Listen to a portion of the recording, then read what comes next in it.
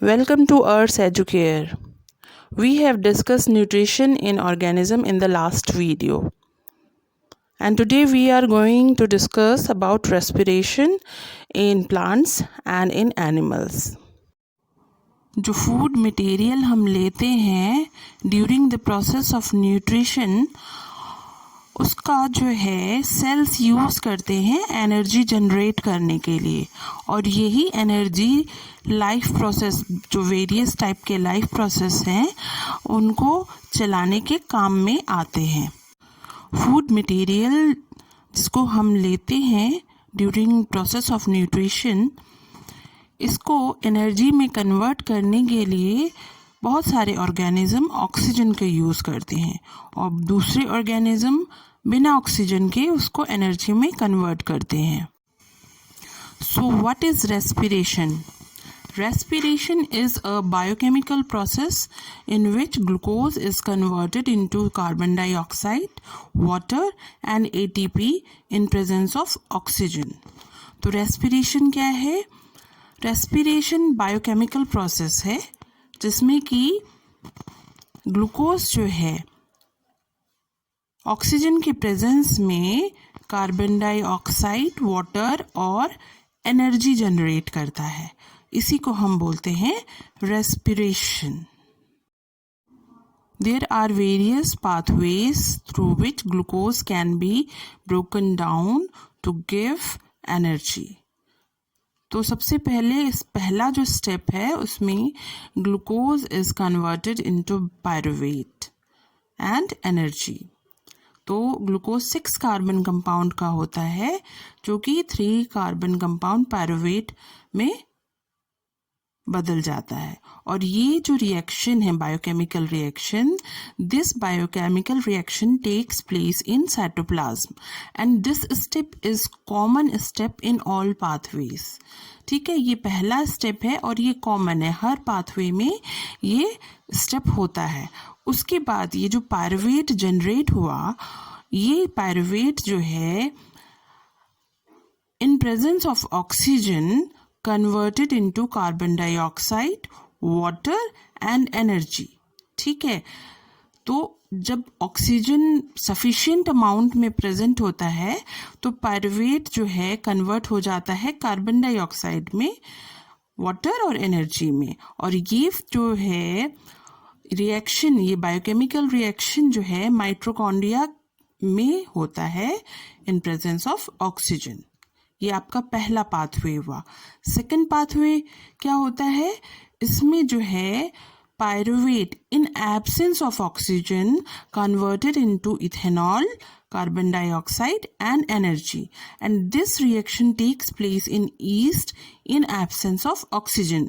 जब ऑक्सीजन बिल्कुल नहीं होता है तो पायरुवेट जो है वो इथेनॉल में कन्वर्ट होता है। इथेनॉल 2 कार्बन मॉलिक्यूल है। And the third pathway is when the oxygen is insufficient, मतलब पूरा नहीं, जो ऑक्सीजन है वो कम होता है, तब पायरुवेट जो है लैक्टिक एसिड प्लस एनर्जी में कन्वर्ट हो जाता है and this reaction takes place in muscle cells in lack of oxygen. आप जब कभी एक्सरसाइज करते हो या दौड़ते हो तो आपके मसल्स में पेन होता है, मसल क्रैम्प्स होते हैं। वो क्यों होता है? क्योंकि वहाँ पे लैक्टिक एसिड का फॉर्मेशन होता है। तो रेस्पिरेशन 2 तरीके के होते हैं, एरोबिक रेस्पिरेशन और anaerobic respiration. Aerobic respiration takes place in presence of oxygen. Pyruvate is converted into carbon dioxide, water and energy. Energy released during this process is greater and it takes place in mitochondria.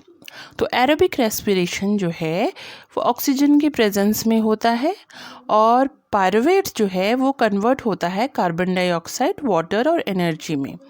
और energy जो release होती है उसकी amount बहुत ज़्यादा होती है और ये माइटोकॉन्ड्रिया के अंदर जो है ये प्रोसेस होता है। अब एनारोबिक रेस्पिरेशन क्या होता है? It takes place in absence of oxygen. Pyruvate is converted into ethanol, carbon dioxide and energy. Energy release during this process is less and it takes place in yeast. तो anaerobic respiration oxygen के absence में होता है और pyruvate convert होता है ethanol, carbon dioxide और energy में, और जो एनर्जी रिलीज होती है वो लेस होती है, कम होती है, और ये ईस्ट के अंदर होता है. ठीक है. And what is east?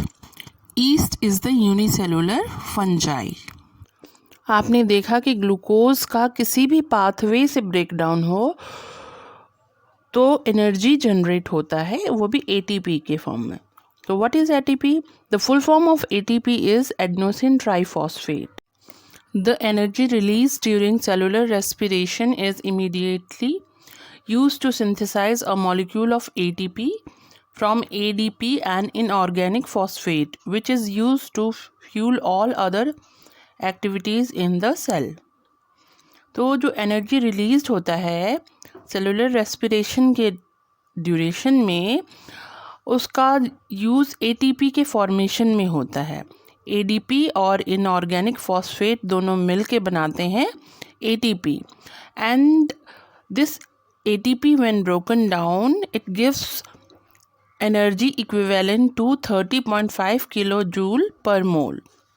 और ये जो एनर्जी रिलीज होता है यही फिर इंडोथर्मिक रिएक्शंस में काम आता है. Since the aerobic respiration pathway depends on oxygen, aerobic organisms need to ensure that there is sufficient intake of oxygen.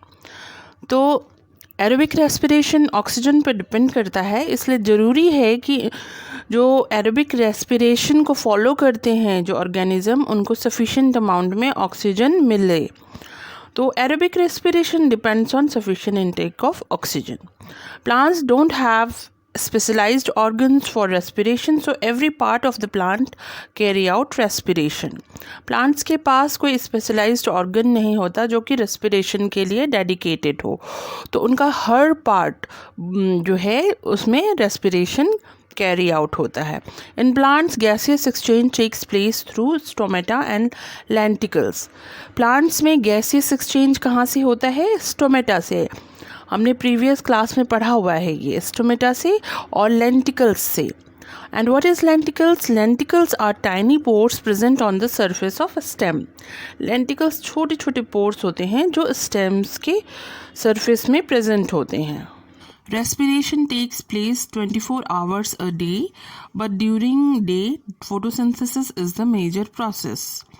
Respiration जो है 24 घंटे होता रहता है, पर दिन के टाइम में फोटोसिंथेसिस जो है मेजर प्रोसेस है. ठीक है.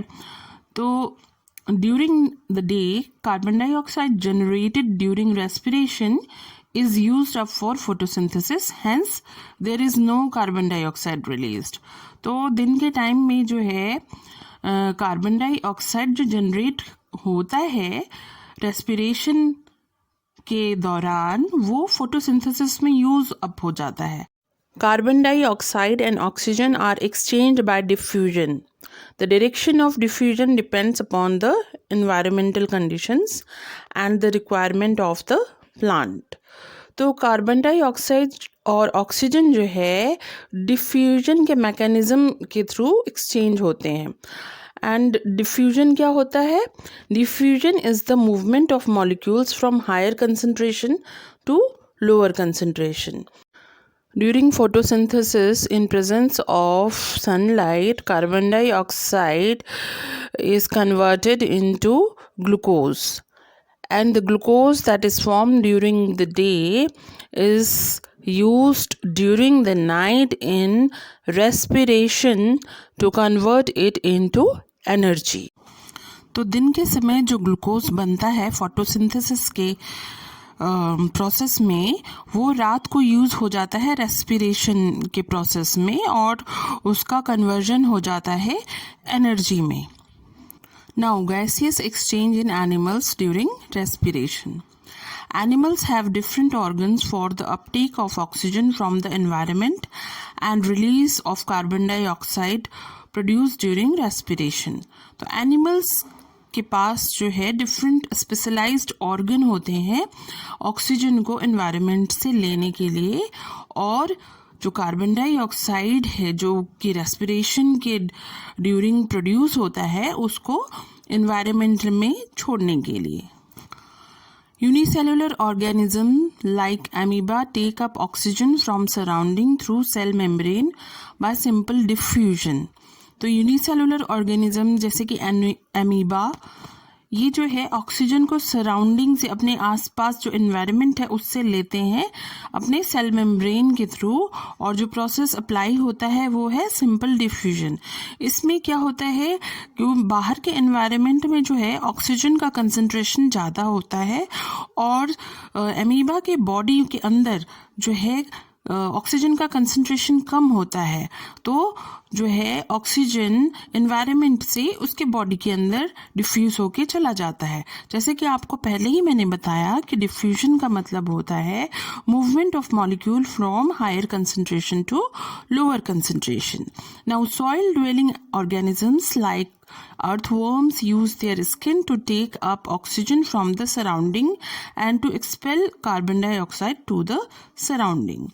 तो जो organisms जो कि मिट्टी के अंदर रहते हैं, ज़मीन के अंदर, जैसे कि अर्थवॉर्म, वो भी अपने स्किन का ही यूज़ करते हैं ऑक्सीजन को लेने के लिए अपने सराउंडिंग से और कार्बन डाइऑक्साइड को बाहर निकालने के लिए। और ये इनके में ये भी डिफ्यूजन का ही जो है मैकेनिज्म यूज़ करते हैं ऑक्सीजन लेने और कार्बन डाइऑक्साइड को छोड़ने के लिए। In insects like cockroaches, caterpillar, grasshopper, gaseous exchange takes place through spiracles and trachea. तो इंसेक्ट्स जैसे कि कॉकरोच, कैटरपिलर और ग्रासहोपर जो होते हैं उनमें गैसियस एक्सचेंज जो है स्पैरिकल्स और ट्रैकिया के थ्रू होता है। And spiracles are the tiny pores and trachea are the air tubes on the surface of the insect's body. तो स्पैरिकल जो है छोटे छोटे छेद होते हैं इनके जो बॉडी के सरफेस में, और ट्रैकिया जो है एयर ट्यूब होता है इन इंसेक्ट्स के बॉडी में। Aquatic organisms need to use the oxygen dissolved in water. Aquatic organisms take in water through their mouth and force it past the gills where the dissolved oxygen is taken up by blood. तो aquatic organism जो है वो पानी के अंदर रहते हैं, तो उन्हें पानी में जो डिज़ोल्व्ड ऑक्सीजन है वही उनका सोर्स ऑफ ऑक्सीजन होता है। वो मुंह से पानी लेते हैं और उसे गिल्स के थ्रू बाहर निकालते हैं। तो गिल्स जो है, गिल्स में ब्लड वेसल्स होते हैं जिसके वजह से जो ऑक्सीजन है उसका डिफ्यूजन हो जाता है ब्लड में। The amount of dissolved oxygen is low in water compared to the air. Therefore, the rate of breathing is faster in aquatic organism. तो जो डिज़ोल्व्ड ऑक्सीजन है वो पानी में कम होता है एयर के मुकाबले में। इस वजह से जो रेट ऑफ ब्रीथिंग है वो एक्वेटिक ऑर्गेनिजम्स में ज़्यादा होता है। Terrestrial organisms like humans, dogs, cats, lions, giraffe, etc. use lungs as the respiratory organ. तो जो एनिमल्स ज़मीन के ऊपर रहते हैं जैसे कि humans, dogs, cats, lions etcetera, ये लंग्स का यूज़ करते हैं as a respiratory organ. Now we will learn about respiration in human. In human, air is taken into the body through the nostrils. तो जो एयर है वो human body के अंदर नॉस्ट्रिल्स के थ्रू अंदर जाती है। Air that passes through the nostril is filtered by fine hairs and mucus that lines the passage. तो जो हवा नॉस्ट्रिल के थ्रू अंदर जाती है वो छोटे छोटे हेयर्स होते हैं नॉस्ट्रिल में और म्यूकस होता है उसके थ्रू पास होते हैं ताकि जो भी उसमें डस्ट हो या कुछ और हो वो छन के निकल के बाहर आ जाए। From nostrils air passes to the throat and into the lungs. Nostril से जो एयर है वो थ्रोट तक जाता है और फिर उसके बाद लंग्स में। ये जो लंग्स होते हैं ये बहुत ही डेलिकेट ऑर्गन होता है, तो इसलिए ये जो है रिब केज के अंदर सिचुएटेड होता है to protect it from the outer damage. In throat, rings of cartilage are present to prevent the possible collapse of air passage. Throat में जो है कार्टिलेज के रिंग्स बने हुए होते हैं ताकि वो कोलैप्स होने से बच सके.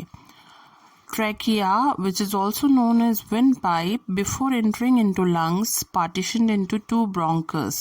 One enters into left lung and other enters into right lung. तो जो ट्रैकिया है, थ्रोट से ट्रैकिया पे जाता है, ट्रैकिया में जाता है ये विंड या एयर, जिसको हम विंड पाइप भी बोलते हैं, और वो लंग्स में एंटर होने से पहले दो पार्ट्स में डिवाइड होता है जिसको हम ब्रोंकस कहते हैं. और एक ब्रोंकस जो है लेफ्ट लंग में चला जाता है और दूसरा ब्रोंकस राइट लंग में. With in the lungs the bronchus divided into small tubes called bronchiole. These bronchi finally terminates into balloon-like structure called alveoli. तो लंग्स के अंदर ये जो ब्रोंकस हैं वो फर्दर जो है स्मॉल ट्यूब्स में डिवाइड होती हैं जिसको हम ब्रोंकियोल कहते हैं. और ये जो ब्रोंकी होती हैं ये लास्टली बलून लाइक स्ट्रक्चर बनाती है, बलून के जैसा शेप बनाती है, जिसे हम एलिवियोली कहते हैं. In alveoli exchange of gases takes place and its wall contain extensive network of blood vessels. तो इन एलिवियोली के अंदर ही जो है गैसेस का एक्सचेंज होता है और ये इसमें जो है ब्लड वेसल्स का एक एक्सटेंसिव नेटवर्क होता है. ब्लड वेसल्स से पूरी तरीके से घिरी हुई रहती है ये एलिवियोली. Blood brings carbon dioxide from all parts of the body to release it into the alveoli, and the oxygen in alveolar air is diffused into the blood in alveolar blood vessels to be transported to all parts of the body. जैसे कि इस picture में आप देख रहे हो ये alveoli का स्ट्रक्चर है. डीऑक्सीजनेटेड ब्लड जिसमें कि ऑक्सीजन नहीं है, कार्बन डाइऑक्साइड है, वो इंटर हो रहा है और फिर क्योंकि कार्बन डाइऑक्साइड का जो है कंसंट्रेशन ब्लड वेसल में ज़्यादा है और एल्वियोली के अंदर कम है तो वो डिफ्यूज़ हो रहा है ब्लड वेसल से एल्वियोली में. और एल्वियोली में ऑक्सीजन का कंसंट्रेशन ज़्यादा है क्योंकि लंग्स से जो है ऑक्सीजन वहाँ पे आया है, तो जो है ऑक्सीजन का कंसंट्रेशन वहाँ ज़्यादा है और ब्लड वेसल्स में जो है ऑक्सीजन का कंसंट्रेशन कम है, इसलिए ऑक्सीजन जो है एल्वियोली से डिफ्यूज़ होके ब्लड वेसल्स में आ जा रहा है और वो फिर डीऑक्सीजनेटेड से ऑक्सीजनेटेड ब्लड में कन्वर्ट हो जा रहा है और फिर वही ब्लड जो है वो हार्ट में जाता है और हार्ट के थ्रू वो पूरी बॉडी में पंप होता है. When the body size is large, mechanism of diffusion alone cannot deliver oxygen in all parts of the body. So respiratory pigment hemoglobin takes up oxygen from air in lungs and carry it to tissues which are deficient in oxygen before releasing it. तो जब बहुत ज़्यादा बड़ा size होता है body का तो केवल डिफ्यूजन का जो मैकेनिज़्म है वो काम नहीं करता ऑक्सीजन के ट्रांसपोर्टेशन पे या फिर डिलीवर में. तो इस केस में क्या होता है, एक पिगमेंट होता है रेस्पिरेटरी पिगमेंट, ह्यूमन के केस में हीमोग्लोबिन होता है जो कि ऑक्सीजन को है, जो ऑक्सीजन है इस हीमोग्लोबिन में अटैच हो जाता है, रेस्पिरेटरी पिगमेंट में अटैच हो जाता है और ये ब्लड के थ्रू सारे बॉडी पार्ट्स में या टिश्यूज़ और सेल्स में जाता है और ये हीमोग्लोबिन जो होता है वो रेड ब्लड सेल्स में पाया जाता है. ठीक है. And carbon dioxide is mostly transported in the dissolve form in our blood.